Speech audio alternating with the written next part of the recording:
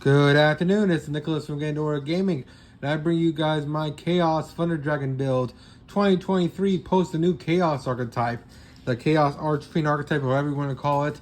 Really cool cards introduced for the Chaos archetype, and let's just go straight into this. Last time I did Thunder Dragons, I played them with Branded, with the Branded Fusion cards, which I think is still a great way to play the deck, especially with the new support. But I feel like playing Branded Pure with the Despias and the Ecclesias and all that stuff is just still better.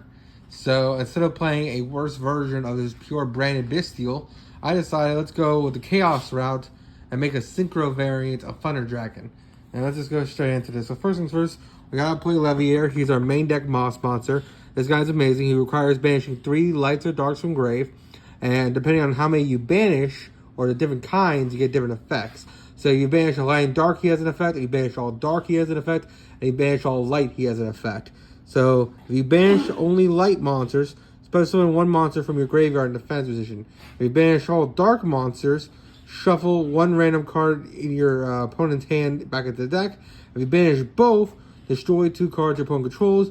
He is a 3,000 body, level 8, and he just helps you clear boards really great. We also play the 1 Thunder Dragon Duo, just because Thunder Dragon Duo has always been a mainstay in Thunder Dragons. This card's amazing. Basically, it can't be normal summoned or special summoned, only by banishing a light and dark monster from grave. And once a turn, if a monster effect is activated from the hand, this card gains 300 attack until the end of the turn. When this card destroys an opponent's monster by battle, banish 1 card from your graveyard, add 1 Thunder Dragon monster from your deck to hand. You only activate this effect once per turn. And then during your opponent's end phase, you can target one of your banished cards, place it on the bottom of the deck. Really solid card here. Number level 8 that we can make. Really solid monster in general. Of course, we got the 3 Thunder Dragon because this is a Thunder Dragon build. You gotta play the 3 original OGs. We play the 3 Dark because Dark is also amazing. Dark basically says quick effect. You can just discard this card, add a Thunder Dragon Dark from your deck to hand. And then if this card is banished or sent to field to graveyard, add 1 Thunder Dragon card from your deck to hand. Really solid level 5. And it's also a must-have 3 of to 2 of in the deck. We also have 3 Roar because Roar is amazing. Roar is probably the best Thunder Dragon out of the entire archetype. You can discard this card, add to hand 1 of your Thunder Dragon cards that is banished or engraved, except Thunder Dragon War himself. And if this card is banished or sent from field to grave, special summon 1 Thunder Dragon monster from your deck in defense position, but return it to the hand during the end phase, which will never come up, but it's a really solid card in general. We also play the 2 Thunder Dragon Hawk because Hawk is also amazing. This card basically reads, hey, discard this card, special summon 1 Thunder monster that was banished or engraved. And it also has the effect that this card is banished or sent from field to grave, shuffle any number of cards from your hand into the deck, draw the same number. So he's kind of a mulligan effect. His banish effect doesn't come up as much, but the part that matters about him is the whole, if you discard him, you can target one of your Thunder Dragons that is banished or engraved, and basically allows you to do a special summon it, which is pretty solid. We also play 3 Danger Mothman since the element's no longer in the format. This is just a level 4 Dark Extender that allows us to get a free level 4 body on the field, not to mention allows us to dump cards from hand to grave, and it's a solid 1800. What else is not to like about this card? It's really solid. We have the 1 Dragon Collapse Serpent, the 1 Wyvern, and the 1 Chaos Valkyrie. These are just generic Chaos cards, and they're pretty solid. Black has to banish a white, and white has to banish a dark. And basically, when it gets sent to gray, they add each other, which is pretty solid. And then Valkyrie basically says, hey, this can't be normal summon, must be special summon by banishing a light or dark monster from grave. And then basically on summon, when this card is sent to graveyard, basically you get to add, send 1 light or dark monster from deck to grave, but you can't use its effects that turn, which is fine because it's just Foolish Burial. Really solid card there. We also play 3 of the new Chaos Witch. Chaos Witch is an amazing new card that just came out. I kind of want to go over these cards. I don't think this is the best build of Chaos Thunder Dragons going in forward, but I definitely want to try out these cards, so I'm kind of just maxing them all at 3, except one of them, which we're not playing, the Scientist one. But this card is pretty amazing. So you contribute this card, special summon 2 Dark Beast tokens, Fiend Dark, level 2, attack 1000, defense 500, and banish, or if this card is banished from your hand or graveyard, Then special summon 2 light tokens. You can only use each effect once a turn, so you can get both effects, but you're locked into light or dark synchro monsters for the rest of the turn, which is fine because light and darks is still good. So getting this thing banished multiple times a turn pops out a whole bunch of little tokens, tuners and non-tuners, allowing you to make a whole bunch of synchro plays. We also play 3 Chaos Mirage Dragon. This card is also amazing. Basically, it's a light worm. You can banish 1 light or dark monster, special summon onto the field. Oh wait, my bad. I'm misreading him.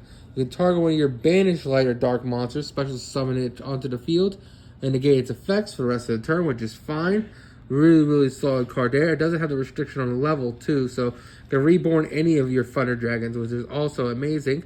Of course, it does restrict you to the light and darks, but it is a level 4 tuner, and then basically it allows you to have the effect where basically, if it's used as synchro material, target cards up to the number of materials used for the synchro summon and banish them.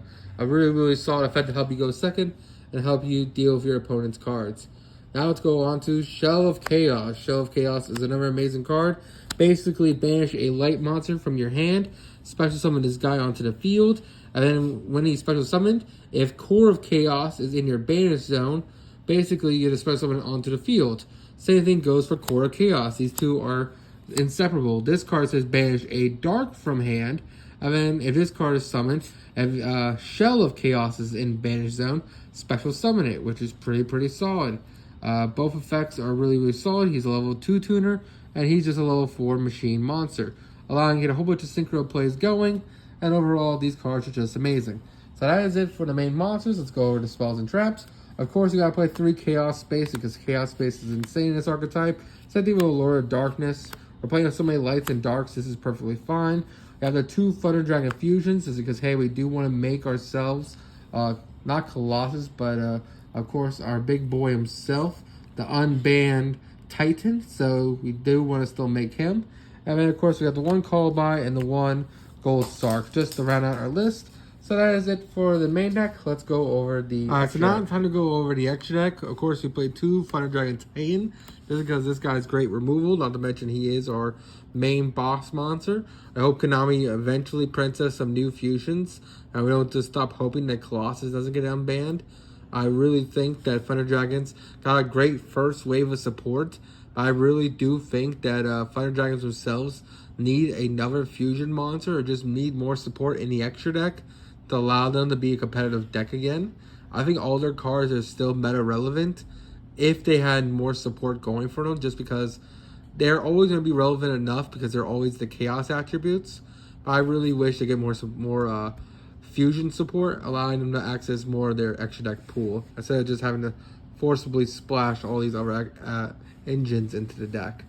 Of course, we also played a new Chaos Man himself, Chaos Archfiend.